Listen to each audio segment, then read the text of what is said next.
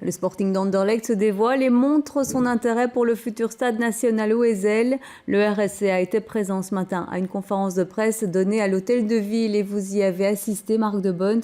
Et la ville confirme aussi qu'il n'y aura pas de piste d'athlétisme.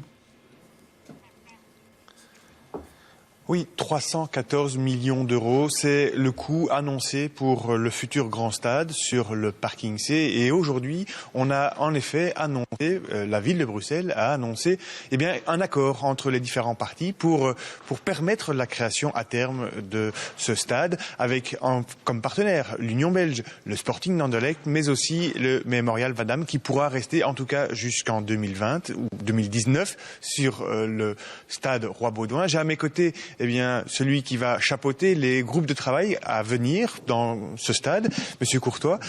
Aujourd'hui, vous êtes satisfait parce que vous avez pu officiellement dire qu'il n'y aura pas d'argent public pour la construction, pour les briques du stade.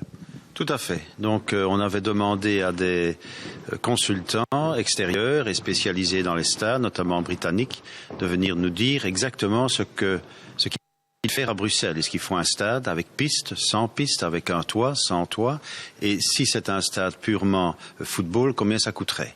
Et donc, qu'est-ce qu'ils ont conclu? Ils ont conclu que, un stade purement football est seulement rentable. Deux, que ce stade, la rentabilité, elle est là avec des investisseurs privés, j'insiste, la brique privée, et avec un taux de rendement suffisant pour intéresser des investisseurs privés. Quant au Van Damme, et c'est ça, parce qu'on a essayé d'opposer dans le monde du sport deux fédérations. Eh bien, le Van Damme, il est garanti jusqu'en 2020, vous l'avez dit. Ensuite, il y a un groupe de travail mis en place pour aller plus loin et pour leur permettre d'avoir un championnat d'Europe en 2022 s'ils veulent l'organiser. Est-ce qu'on peut envisager la création d'un stade entièrement dédié à l'athlétisme dans les années qui viennent ?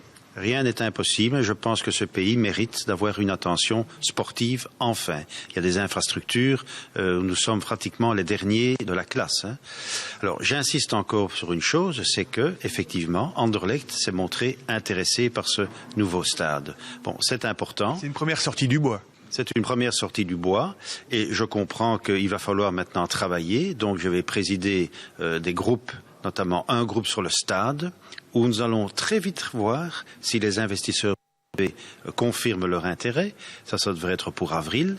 Et puis voir pour septembre 2014 comment nous allons sortir la candidature véritable, avec quel type de stade, avec comment on organise l'exploitation de ce stade, les parkings, etc., pour démarrer les travaux en 2016, comme ça doit être le cas. Je rappelle une dernière chose à ceux qui ne le savent toujours pas. À partir de 2017, ce stade n'est plus autorisé par les autorités mondiales. Donc les Diables Rouges ne peuvent plus jouer à partir de 2017 dans ce stade. On va s'exiler.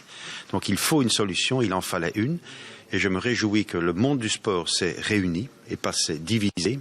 Et que le monde du sport avec le politique, maintenant, va aussi se mettre en place pour déterminer avec les régions concernées, la ville de Bruxelles et le gouvernement fédéral, la mobilité, la sécurité, qui sont quand même des éléments importants du dossier. Monsieur Courtois, je vous remercie. À signaler quand même que le Sporting d'Anderlecht reste très prudent sur la faisabilité et sur l'investissement possible pour le futur stade et a donc décidé de maintenir son projet d'augmentation de stade à Anderlecht au cas où.